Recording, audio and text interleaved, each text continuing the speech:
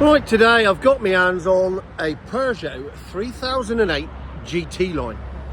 And I have to admit, straight away, I like the look of it. It's a decent looking car.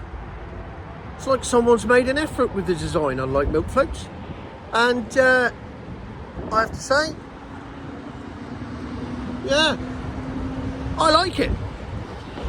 It's the GT line, so it's the top of the range one. So it's got tinted windows, alloy wheels and all the rest of it. And it's a nice looking thing, which makes a change because my previous reviews of Peugeots haven't gone that well. So obviously it's a petrol, it's not a milk float, because they wouldn't build a milk float that looks like that. I don't know why, but they wouldn't. So there you go.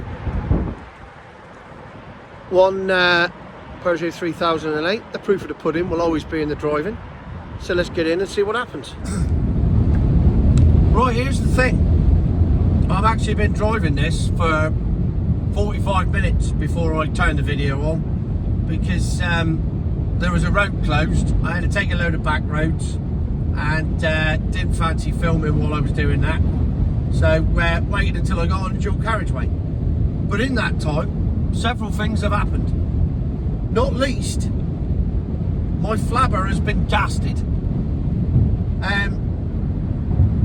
I got in this not expecting anything at all, and it's brilliant. I've got to admit, I love it. What amazes me the most, more than anything else, and I've had to stop and check the V5 to check on the logbook what it says, is the engine. Because I assume this was, I just got in it, I didn't really look at it, I just got in it, drove it, and thought, well, this is lively, I wonder what engine it is. And when I looked at the logbook and it said 1200cc petrol, I was amazed, because it don't drive like a 1200cc petrol. It goes really well. 6-speed gearbox, goes really well. Very quiet, very nippy, not bad top end. If you've ever been to Cornwall and been to a place called Greensplat, you'll know there's a lovely bit of road there where you can see what cars will do within the speed limits, obviously.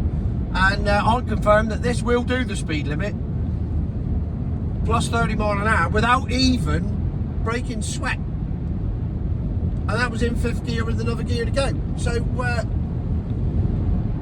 I'm amazed at this.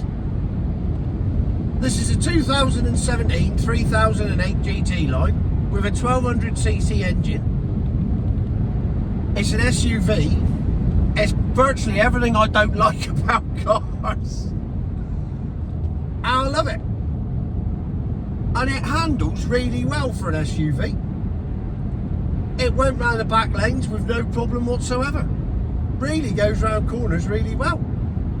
And inside, seats are comfy, part leather because it's GT line.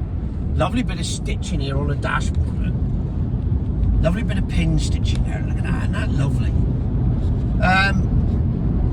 It's got these knobs which I inherited from the original 3008. That they don't look pretty, but they're actually really functional, because instead of going up here and having to negotiate a bloody iPad and everything else to work out what the hell's going on, you want to go from music to fan, you just press the button. Look at that, look. Sat nav, press a button. Phone, press a button. Music, press a button. Look at that. You see, this is the thing, right? The engine's good, it handles well, it's lovely to drive, the seats are comfy, the range is immense because it's a 1200 petrol engine. And this is what pisses me off. If you can build this, something that looks half decent, drives decent, does everything it's meant to do, why the hell can't you do it with a bloody milk float? Why have the milk floats that Peugeot got to produce be such shit? And this is what I don't understand. It's like they're deliberately trolling us. Like, yeah, we can produce good cars, and we know we can produce good cars, but we're going to produce milk floats that are utter crap. So you don't buy them, and we get to go back to building petrol cars again. Maybe this is a scam on behalf of certain manufacturers to deliberately build crap milk floats so that people like me review them, people like you don't buy them, and then they get to get rid of the bloody battery things and go back to proper cars, which they already make. They make really well, they make really cheaply, and they make a lot more profit on without any research and development. So actually it's a very shrewd business move. And it's a hell of a conspiracy, deliberately building crap milk floats so people don't buy them. But I can't come up with any other explanation as to why a company that can produce this and produce it for a really good price, and there's nothing wrong with it. It does everything you want it to do, and it does it really well. But you put batteries in it, suddenly it becomes a pile of crap, and it's not half the car it was. And it's not just Peugeot. It's all the manufacturers at the bottom end. They're all doing it, and maybe that's why they're doing it, because they just don't want to make the battery things, and they know it's only a passing phase. They know it's the Betamax video recorder, the mini disc, the TCR.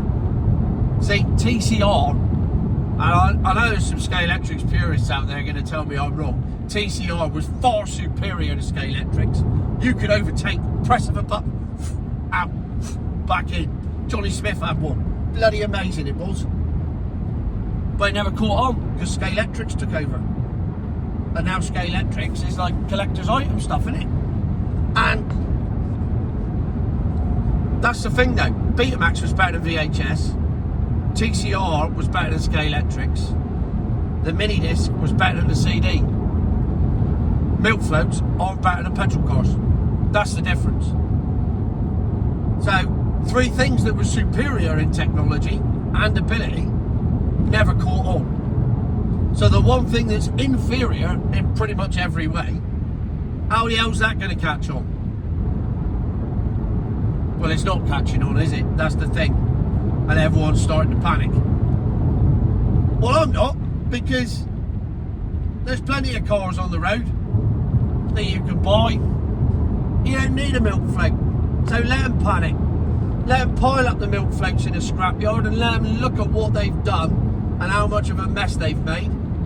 And then people like me and Jeff can come along with our cheap petrol diesel alternatives, and everyone can still drive a car. It's the future. Future my arse.